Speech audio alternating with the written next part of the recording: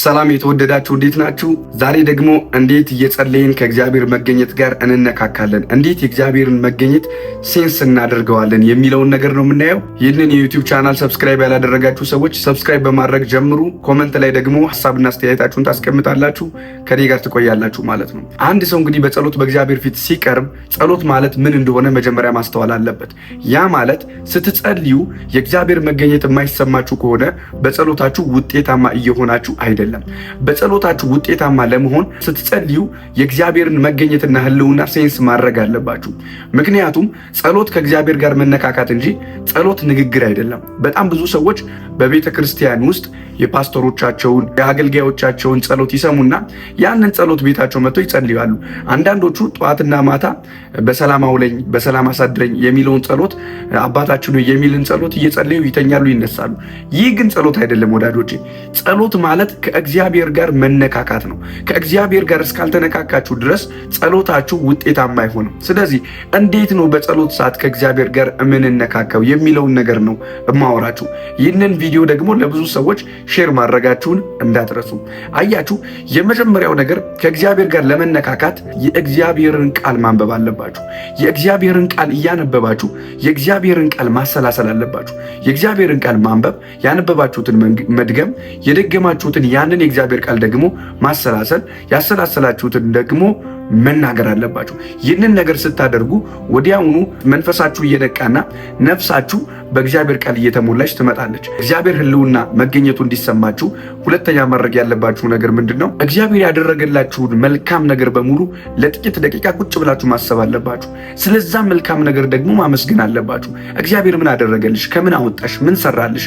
ያንን ነገር ማንሰላሰል አለባችሁ። እግዚአብሔር ልጁን ኢየሱስ ክርስቶስን እንደሰጣችሁ በመስቀል ላይ እንደገደለው ኢየሱስ ስለኛ እንደሞተ ለጥቂት ደቂቃ ቁጭ ብላችሁ ማሰላሰል አለባችሁ። የሐሳባችሁን ክፍል መቆጣጠር አለባችሁ። የሐሳባችሁን ክፍል በዚህ ሜዲቴሽን በዚህ ማሰላሰል ውስጥ ሁናችሁ ካልተቆጣጠራችሁት አጋንንት ሐሳባችሁን ይቆጣጠረዋል። አጋንንት ሐሳባችሁን ከተቆጣጠረ ተንበርክካችሁ ብትለፈልፉ ጸሎታችሁ ውጤታማ አይሆንም ማለት ነው።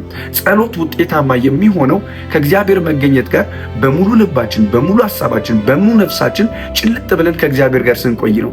ስለዚህ ሐሳባችሁ መሰረቅና መበተን የለበትም። ምን ማድረግ አለባችሁ? ሐሳባችሁ እንዳይበተን ቅድም እንደነገርኳችሁ የእግዚአብሔርን ቃል ማንበብ፣ ማሰላሰል፣ መናገር። ሌላው ደግሞ እግዚአብሔር ያደረገላችሁን እግዚአብሔር የሰራላችሁን ስራ ማሰላሰል አለባችሁ። ቸርነቱን፣ ከሱስ ህይወት የወጣችሁ፣ ከኃጢአት ህይወት የወጣችሁ፣ ከብዙ አይነት ድካም፣ አንዳንዶቻችን ከነፍሰ ገዳይነት፣ ከዝሙት፣ ከብዙ ህይወት ነው ነፃ ያወጣ ነው። ይህንን ነገር እያሰብን እያንሰላሰልን በእግዚአብሔር ፊት መሆን አለብን፣ ማመስገን አለብን በዛ ውስጥ ነን። ሶስተኛው ነገር ደግሞ አምልኮ ነው። አምልኮ ቁልፍ ነው። አምልኮ ከእግዚአብሔር መገኘት ጋር ለመነካካት የእግዚአብሔርን ጠረንና ህልውና ለማሽተት ትልቅ የሆነ ቁልፍ ነው። አምልኮ፣ መዝሙር ክፈቱ። በጸሎት ሰዓት ላይ መዝሙር መክፈትና መዝሙርን መስማት አለባችሁ። ይህንን መዝሙር እየሰማችሁ መንፈሳችሁ ወዲያውኑ ጌታን ማምለክ ይጀምራል። ምክንያቱም የውስጠኛው ማንነታችን መንፈሳችን የተሰራው እግዚአብሔርን እንዲያመልክ ነው። ስለዚህ ምን ማድረግ አለባችሁ? በጸሎት ሰዓት ማምለክ አለባችሁ። ጌታን ወርሽፕ ማድረግ ማወደስ አለባችሁ። በአምልኮ በእግዚአብሔር ፊት መቅረብ አለባችሁ ማለት ነው። አራተኛውና የመጨረሻው በጸሎት ሰዓት የእግዚአብሔር ህልውና የእግዚአብሔር መገኘት እንዲነካችሁ ረጅም ሰዓት መጸለይ አለባችሁ። ረጅም ሰዓት መቆየት፣ ረጅም ሰዓት መጸለይ። ረጅም ሰዓት ማለት ከአንድ ሰዓት በላይ 2 ሰዓት 3 ሰዓት ሊሆን ይችላል። በእግዚአብሔር ፊት ለእግዚአብሔር ጊዜ ሰጣችሁ መጸለይ። እግዚአብሔር ባይዘዌ ጊዜ እንድንሰጠው ይፈልጋል። አሁን የምንወዳት ሴት ልጅ ብትኖር ወይም ደግሞ አንድ ሴት አንድን ወንድ ልጅ ከወደደች ከዛ ልጅ ጋር ዴት ሲያደርጉ ሲገናኙ ከዛ ልጅ ጋር በሚቆዩት ቆይታ በጣም ደስተኛ ናቸው። 1 ሰዓት እንደ 10 ደቂቃ ነው የሚቆጠርላቸው። ማለት ምንም አይመስላቸውም። ለምን? ስለሚዋደዱ ረጅም ሰዓት ይቆያሉ። ልክ እንደዛው እኛም ደግሞ ከእግዚአብሔር ጋር ስንቆይ እግዚአብሔርን ወደ ነው እግዚአብሔርን ፈልገ ነው ከሆነ በጸሎት ሰዓት ረጅም ሰዓት ከጌታ ጋር መቆየት አለብን። ረጅም ሰዓት ከ1 ሰዓት በላይ ከጌታ ጋር እያመለክን እየጸለይን ያደረገልንን ነገር እያሰላሰልን ከእግዚአብሔር ጋር መቆየት አለብን ማለት ነው። ይህንን አራተኛው በጣም ወሳኝ ነገር ነው። ረጅም ሰዓት መጸለይ በጣም ብዙ ሰዎች አልተለማመዱም። ይህንን በማሰላሰልና አሁን ያልኳችሁን ደረጃዎች በማድረግ በእግዚአብሔር ፊት ስትቆዩ የእግዚአብሔር ህልውና ይከባችኋል። አይናችሁ መከፈት ይጀምራል። ጆሮአችሁ የእግዚአብሔርን ድምፅ ማስተዋል ይጀምራል። እግዚአብሔር ጊዜ የሚፈልግ አምላክ ነው። ለዛ ነው በመጽሐፍ ቅዱሳችን እንዲህ የሚል ቃል እናገኛለን። ጌታ አምላክህን በፍጹም ልብ፣ በፍጹም ኃይል፣ በፍጹም ነፍስህ ውደድ የሚል ቃል እናገኛለን። ስለዚህ እግዚአብሔር መወደድ የሚፈልግ አምላክ ነው ማለት ነው። እግዚአብሔር መፈለግ የሚፈልግ አምላክ ነው። እግዚአብሔር በሙሉ ኃይላችን፣ በሙሉ ሐሳባችን፣ በሙሉ ነፍሳችን እንድንወደው ይፈልጋል። እንግዲህ የምንወደው ነገር ጋር ቅድም እንዳልኳችሁ ደግሞ ረጅም ሰዓት ምን ማለት አለብን? መቆየት አለብን። ስለዚህ ረጅም ሰዓት ከእግዚአብሔር ሕልውና ከእግዚአብሔር መገኘት ጋር ከእግዚአብሔር ጋር ለመቆየት መወሰን አለባችሁ ማለት ነው። እነዚህ 4 ነገሮች ስታደርጉ በህይወታችሁ ላይ ትልቅ ለውጥ ታያላችሁ።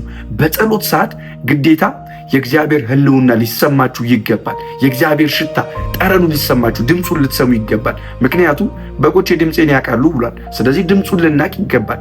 እናንተ የእግዚአብሔር ልጅ እንጂ የእንጀራ ልጅ አይደላችሁም፣ ባዳ አይደላችሁም። እናንተ ወገን ናችሁ።